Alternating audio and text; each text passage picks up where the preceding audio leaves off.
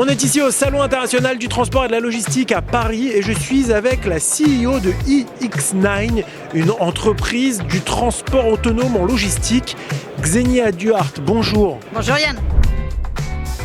Alors merci beaucoup, on découvre ici ce super camion qui est derrière vous et qui est équipé de caméras et de capteurs. Alors vous avez déjà des grands noms qui travaillent avec vous comme Colissimo, DHL, vous m'expliquiez. Est-ce que vous pouvez m'en dire un petit peu plus sur la technologie déjà? Oui, avec grand plaisir. Effectivement, on a un camion qui est transformé en tracteur de cours. Qu'est-ce que c'est un tracteur de cours? C'est un petit camion qui ne sort pas sur la voie publique. Des camions qui sont utilisés pour déplacer des semi-remorques ou des caisses mobiles entre parking vers le quai.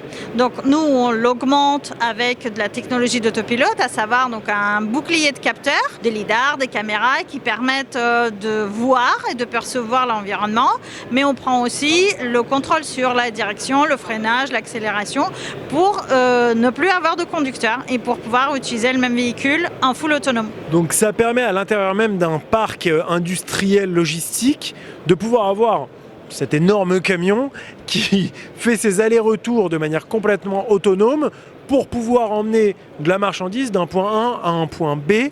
Par contre, évidemment, la réglementation empêche aujourd'hui de faire ça sur la voie publique. Alors oui, en fait, aujourd'hui, c'est vraiment un tracteur de cours, donc il est utilisé que sur l'enceinte de l'entrepôt ou bien en zone industrielle, donc entrepôt-usine, sans sortir sur la voie publique. On a pas mal de cas d'usage et de clients qui demandent de traverser, par exemple, la voie publique. Alors en France, c'est possible en mode expérimental, et donc on travaille aussi sur un peu l'identification de comment le faire de manière la plus smooth et la plus simple.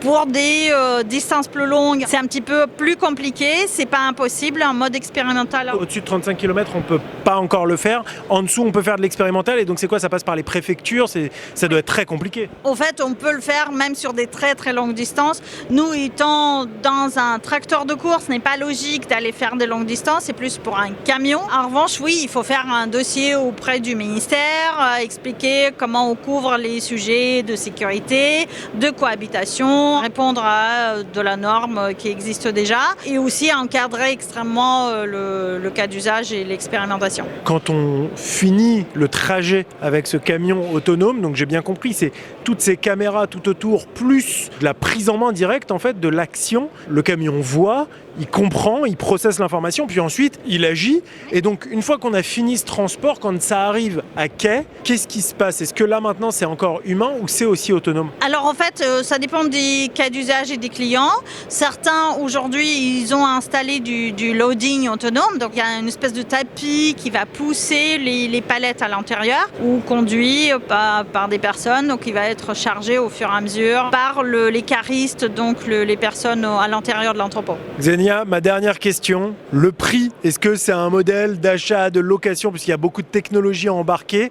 Est-ce que c'est un camion vendu complètement comme ça ou est-ce que justement vous intégrez votre technologie au matériel existant et puis combien ça coûte, comment ça se vend? Alors nous, on aide nos clients à passer le cap quelque part, on les accompagne sur toute la durée du projet et aussi dans le business model. En fait, on propose ces opérations autonomes as a service parce que ce n'est pas que le camion, c'est aussi toute la logique de gestion de flotte qui est autour avec des outils de supervision, des outils d'envoi d'émissions et donc de gestion de flotte quelque part. Nous, on accompagne sur une durée de 5 ans par exemple avec un véhicule qui vient sous forme de leasing. Donc il n'y a pas de capex, d'investissement, il n'y a que de l'opex. Et donc c'est l'ensemble du véhicule, c'est pas une installation sur des véhicules existants? C'est des véhicules existants, mais aujourd'hui vis-à-vis de nos clients, pour avoir la garantie de qualité, de taux de disponibilité, des pièces détachées ou de la maintenance, de la réparation, nous on propose tout le package. Quand on va payer en leasing un tracteur de cours ou quand on va payer en leasing